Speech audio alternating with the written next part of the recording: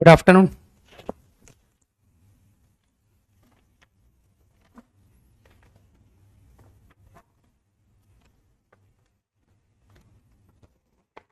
Parabola. Any doubt? Exercise 1. Selected problems. Quickly. कम doubt पूछना, ठीक है? Because we already have discussed 2 and 3, तो 1 में अब ऑलमोस्ट जीरो डाउट होने चाहिए, tending to zero.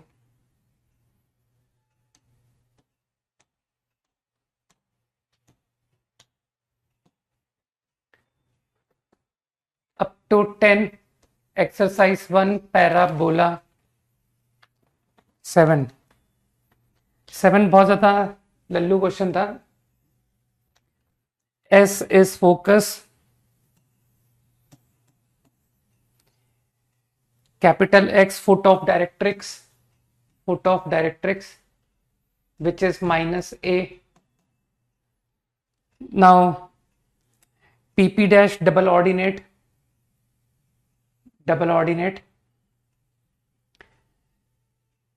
then PX meet again at P dash, at Q. Now P dash Q proof passes through focus. मेरे ख्याल से this is T1, this is ये minus T1 हो गया अगर ये T1 पैरामीटर है तो. This is T2. बस अब कुछ लोग जानते हैं कि T1 T2 C by A minus C by A, तो मेरे ख्याल से T1 T2 is minus of minus A upon A. T1 T2 1 आ गया. अब कुछ लोग समझ गए कि sir P dash Q minus T1 into T2, दोनों के T का प्रोडक्ट मानते हो, -1 आ गया. इसका मतलब है कि this is focal cord. Question number 9 I will not help, ठीक है? अब इन बिल्कुल मूर्खों को मैं नहीं बताऊंगा. इतने एक्सरसाइज 2 के बढ़िया क्वेश्चन करने के बाद इतने घटिया डाउट्स नहीं एंटरटेन करूंगा, ठीक? 2-3 मेथड से किसी से भी चले जाना. T homogenization whatever. 14. Circle through focus touching parabola x square 4y at 6 9 through focus मतलब 0,1.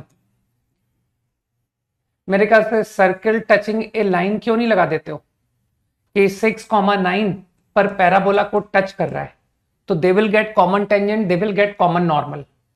तो मैंने तो कॉमन टेंजेंट से कर दिया, कॉमन टेंजेंट. तो आई थिंक कुछ लोग जानते हैं कि सर इस लाइन की इक्वेशन आप लिख सकते हो, x(x1) बराबर 2y + y1. बस अब कुछ लोगों को याद आ गया कि circle touching the line at a point, है ना? ऐसा कुछ कंसेप्ट हुआ करता है, point circle plus lambda into line. बस अब मुझे लगता है 0,1 पुट करके you will get obtain lambda. This will help obtain lambda.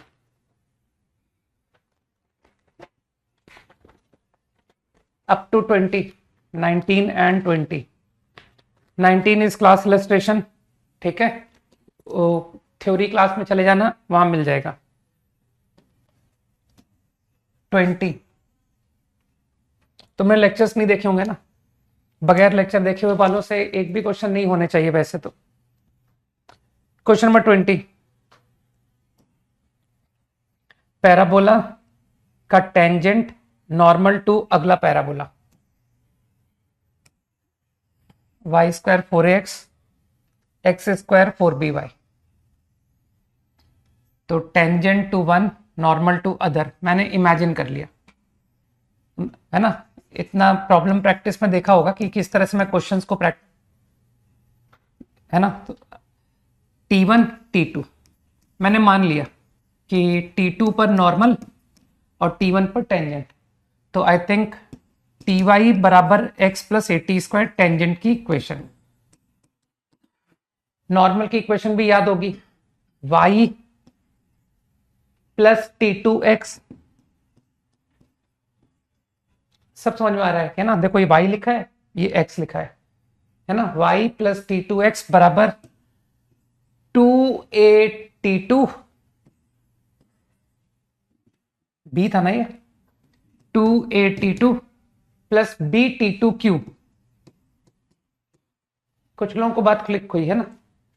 तो मैंने तो उसके स्टेटमेंट को थ्रू मान लिया कि किसी पॉइंट से ऐसी दो लाइन है, तो मैंने कोई एक लाइन को लेकर के कांटेक्ट पॉइंट मान लिया, और अब मैं इंटरेस्टेड हूं कि yes I am getting T1, I am getting T2, satisfying my relations.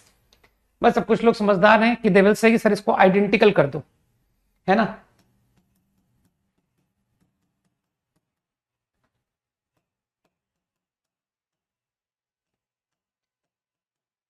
बस अब मुझे लगता है कि T2 को माइनस T1, तो एक वेरिएबल कम कर लेते हैं, यही कर लो कि सर क्यों स्टेप खराब करते हो।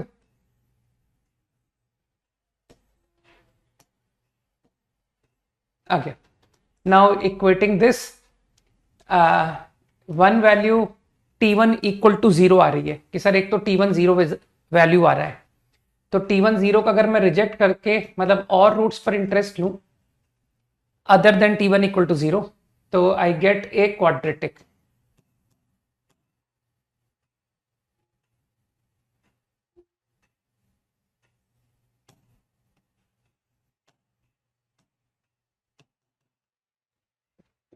बस तो तुम इंटरेस्टेड हो ना कि there should be some T1, तो इसके रियल रूट की कंडीशन लगा दो।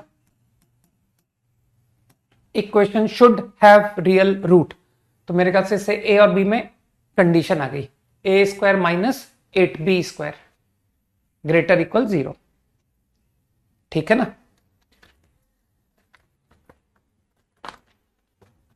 पैराबोला कंप्लीटली ओवर, है ना?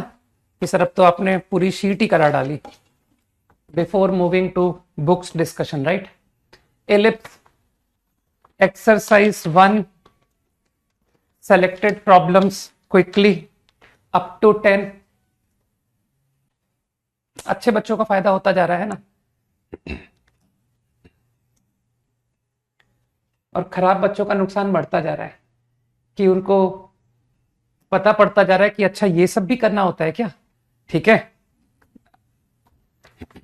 Third problem, tangent to standard ellipse meets auxiliary. अरे tangent at alpha, orally dictate कर रहा हूं, अल्फा तो सब समझ ही रहे हो, तो एक्स कॉस अल्फा अपॉन है y sine alpha upon b is 1। ठीक, एक 2 डिग्री कर्व को मीट किया एक लाइन ने, 2 डिग्री कर्व समझ ही रहे हो, ऑक्सिलरी जानते ही होगे, x square y square a square.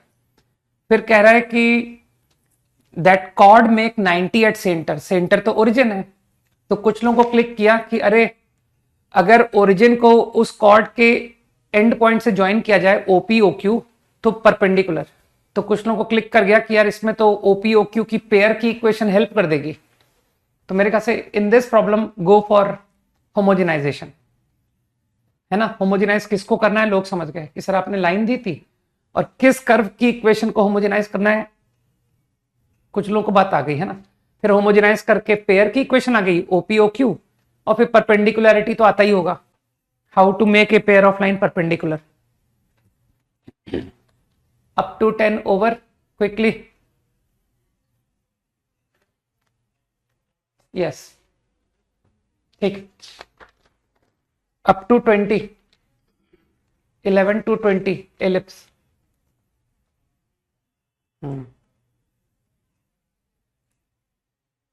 2 0 18 नहीं 12, 12 क्या है? ABC isosceles with BC base. इसमें बीसी बेस नोन है, तुम तो जानते हो कि सर दो कोऑर्डिनेट बी और सी को नोन, तो तुमने हमेशा देखा होगा कि आप यार हमेशा -a0 और a0 पॉइंट एज्यूम कर लेते हो, इससे आपकी कैलकुलेशन बड़ी इजी हो जाती है, नहीं कि let us go for B C known points. हाँ, देन ए आइसोसेल्स है, एबीसी आइसोसेल्स है, तो ए कन्वीनियंस के लिए तुमने कह दिया कि सर यहां ले लो। अच्छा वो कंडीशन और भी है,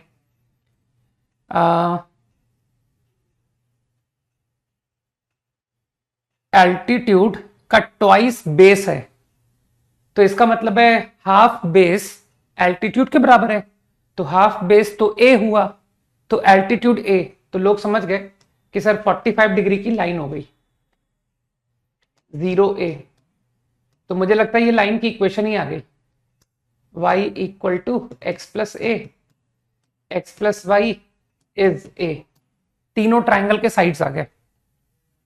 पॉइंट पी मूव्स, अब इसकी लैंग्वेज थोड़ा देखने लायक है, मैं सीधा एक्स वाई में लिख रहा हूं, square of distance from B C that is mod y का स्क्वायर हाफ द रेक्टेंगल। अब ये रेक्टेंगल से क्या मतलब ले रहा है, परपेंडिकुलर डिस्टेंस को लेकर के रेक्टेंगल का क्या मतलब है, with this edge length and breadth area of rectangle. तो मेरे ख्याल से rectangle form with this and this edge side, तो एरिया ऑफ रेक्टेंगल के लिए वो लैंग्वेज ये पुट कर रहा है। तो P1 into P2 y minus x by root two, इसके ऊपर अभी मन में मॉड ध्यान में रखना कि सर इसके ऊपर मॉड लगा हुआ है। Now same way y plus X minus A mod, अब जिसको अकल है वो कहेगा सर ये पॉइंट ये लाइन के रिस्पेक्ट में बिलो है, तो आपका ये जो मॉडुलस है ये माइनस से खुल गया, कई लोग जानते हैं क्यों। इसी तरह से इसके रिस्पेक्ट में भी पॉइंट बिलो है, तो ये जो मॉड है ये भी माइनस से खुल गया, तो बस आपका मॉड ओपन करने के बाद ये रिजल्ट आया, बस इसके बाद मेरी हेल्प ओवर, बहुत मदद कर दी कि सर इसको परफेक्ट स्क्वायर वगैरह बना लेते, फिर ये वो हमारे फॉर्मेट में आ जाता है, डिस्टेंस फ्रॉम एक्सिस का square length of latus rectum into, मतलब ये जो भी आंसर हो, एलिप्स है ना ये, तो डिस्टेंस फ्रॉम क्या कहते हैं उसको, major square upon semi minor square plus distance from major square minor square upon semi major square is 1। अगर आंसर एलिप्स है तो, है ना, याद ही होगा ना सब, बेसिक्स कैसे भूल सकते हैं, फिर एक्सेंट्रिसिटी एंड ऑल सब निकल ही आएगा। Next is 18। ओके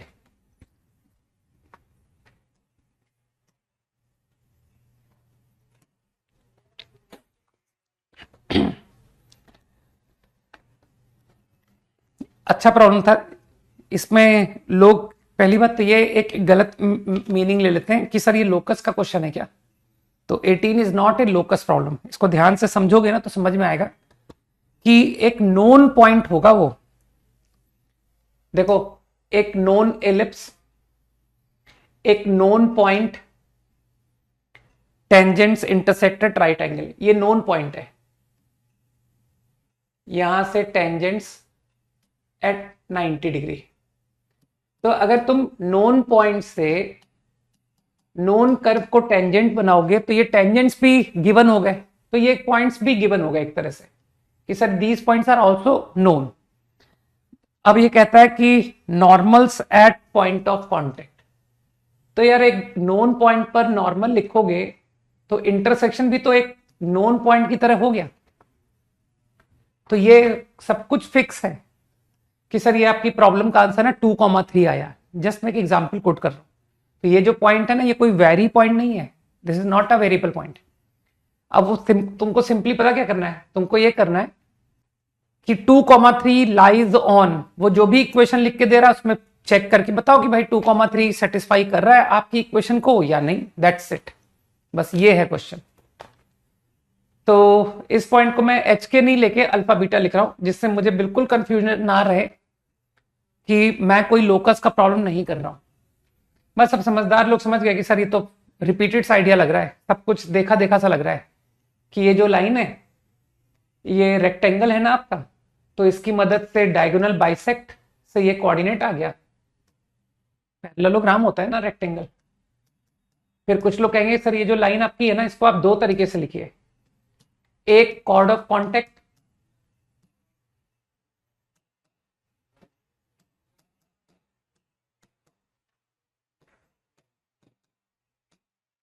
और एक chord whose midpoint is given। बस इतने से ही क्वेश्चन हो गया। तो क्या होता है t इक्वल टू s1 ना, 1 कैंसिल कर दिया मैंने बोथ साइड से। ये गलत लिखा हुआ है, x1 थोड़ी होगा यहाँ।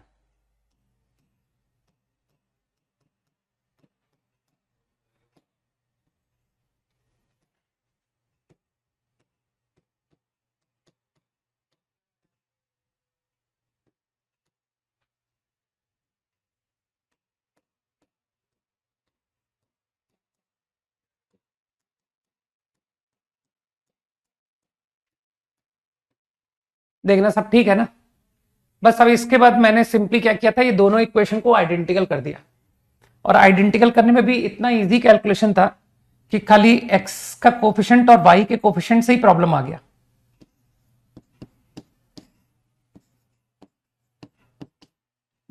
इतना इतना करने से ही आंसर मैच कर गया। देखो,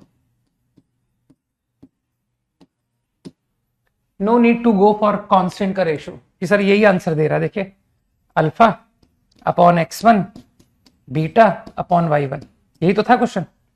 प्रूव करो alpha beta satisfy equation, x upon x1 y upon y1। Quickly exercise 2, any other? Done, sorry exercise 1।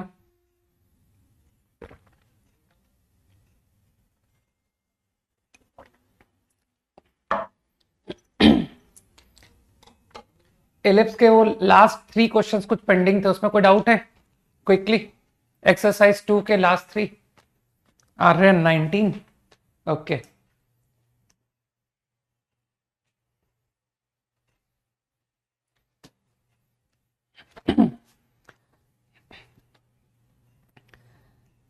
Ellipse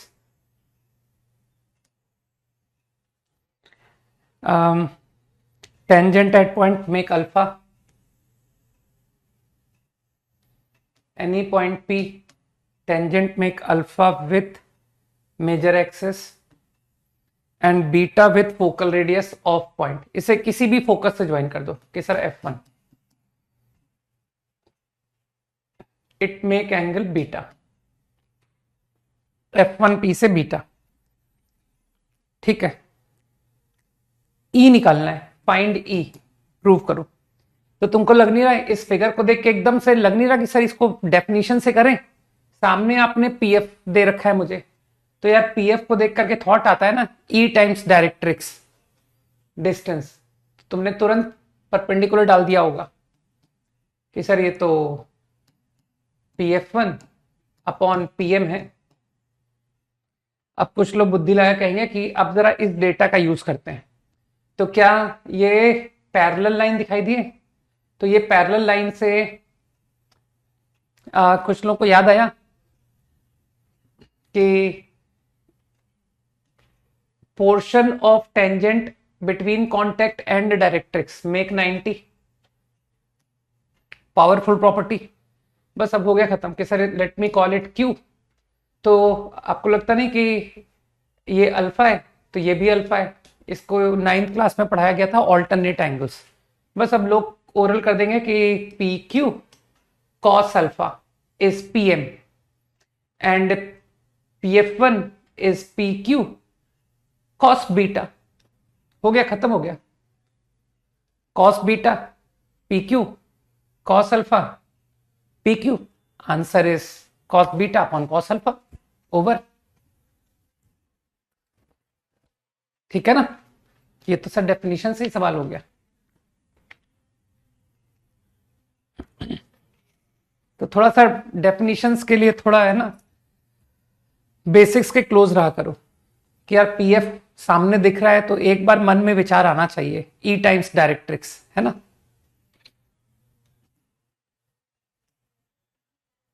exercise 2 remaining 3, any doubt? Last class में 3 क्वेश्चन रह गए थे, है ना। आई थिंक पता नहीं कहां तक किया था हमने, 12 तक डिस्कस किया था। Any doubt? Exercise 3 ellipse, sorry not 3, 2।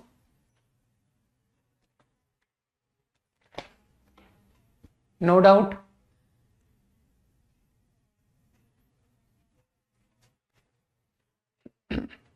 No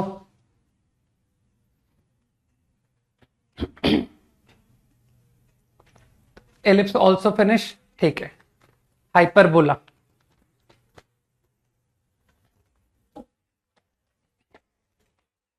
अब सेटिस्फैक्शन हो गया ना कि हाँ सर, अब हमने क्लास में शीट पूरी डिस्कस कर ली, लगभग पूरा ही कहेंगे इसको, और क्या।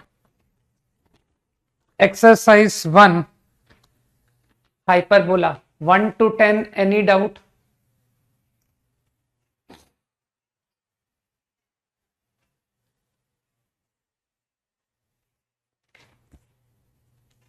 One two 10,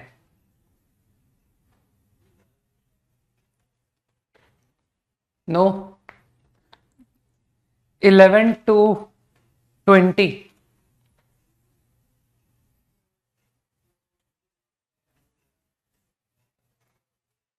11 to 20 hyperbola, exercise 1।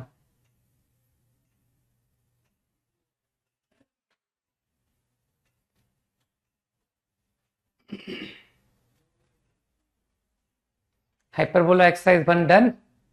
ज्यादा आसान थी, बढ़िया। ओके,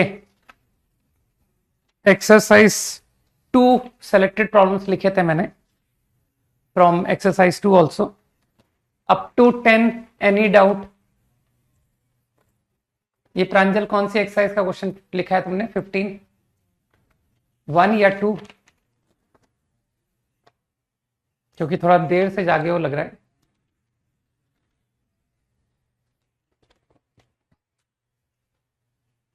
वन का 15, ये कुछ ज्यादा इजी क्वेश्चन था actually. Locus of middle point of normal cord, तो हाइपरबोला की एक तो नॉर्मल की इक्वेशन लिखो। नॉर्मल की इक्वेशन तुमको थीटा में लिखनी आती ही होगी, है ना? क्या होती है वो? A X upon sec plus B Y upon tan is A square plus B square. और यहां पर देख पा रहे हो कि सर ए और बी दोनों इक्वल है, ए इक्वल टू बी। नॉर्मल की इक्वेशन आ गई। फिर उस कॉर्ड का मिड पॉइंट एच के, तो तुमको जरूर T equal to S one भी लिखना आता होगा कि sir chord whose mid point is given, T equal to S one formula.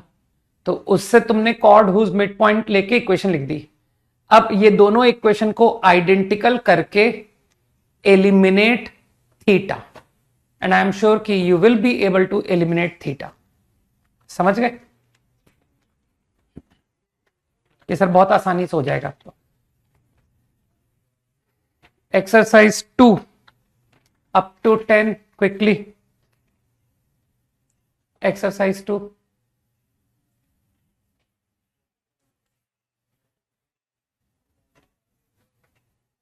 No.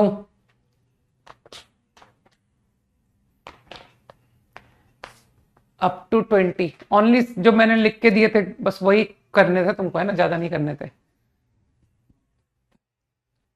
Over.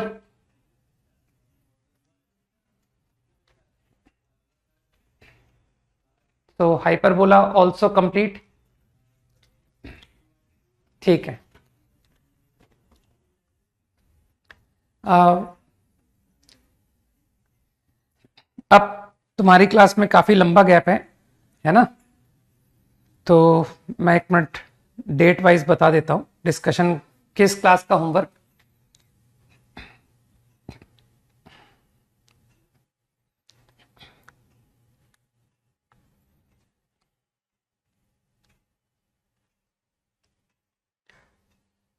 Now discussion class is on 25 December.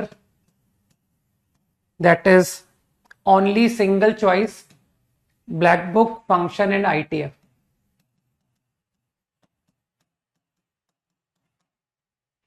Only single choice है ना? मैं अभी सिंगल चॉइस के अलावा कुछ भी डिस्कस नहीं करूंगा।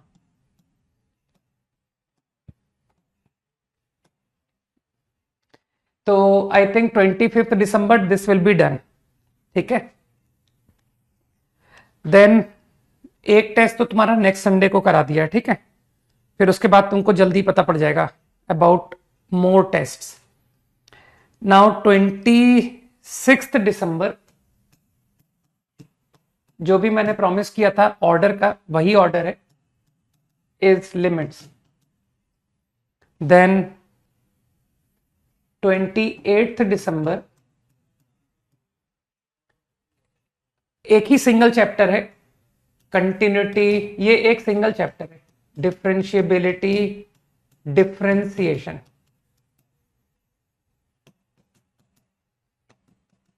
ठीक है, discussion plan. And then after December end होने के बाद our next class is on 2 Jain.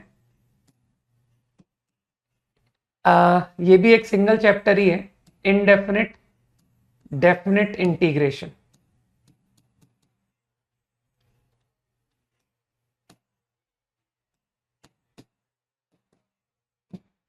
And then 4th January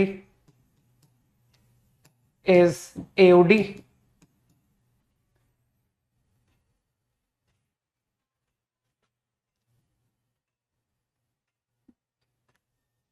Then 8th Jan is area and 9th January is DE. So your calculus is over on by the end of 9 January. फिर इसके आगे का plan मैं आगे बताऊंगा कि sir इतना सारा तो हम भी याद नहीं रख पाएंगे, तो कैलकुलस का प्लान बता दिया है। ठीक है, इसका नेक्स्ट प्लान मैं बता दूंगा कि next we will move to algebra, sequence series, quadratic. ठीक है, और क्या होते हैं वो पीएनसी, बाइनोमियल, तो वो सारे चैप्टर्स पे। स्टैटिस्टिक्स की बिल्कुल चिंता मत करो, वो किसी भी दिन मैं ले लूंगा, लेकिन मैंने डिस्कशन का प्लान बता दिया है। ठीक है, और स्टैटिस्टिक्स मैंने उठा करके देखा 12th 11th की क्लास की बुक, तो उसमें पता पड़ा कि सारा कुछ तो तुम्हारे 9th और 10th में पढ़ा रखा है। ठीक है ना, तो स्टैटिस्टिक्स में मैं एक क्लास में आऊंगा और उसमें तुमको बढ़िया क्वेश्चंस कराऊंगा, क्योंकि वो तुम्हारी 9th और 10th क्लास का ही कंटिन्यूएशन है, दैट्स इट। ठीक है, नथिंग मोर, कि सर वही 9 10 में सब पढ़ा चुके हैं हमको, मीन मीडियन मोड 9th और 10th में।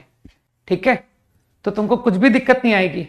और मैंने प्रोबेबिलिटी में स्टैट्स पढ़ाया था ना, वो पूरा का पूरा मिलता हुआ है, बस प्रोबेबिलिटी में median and mode is not there.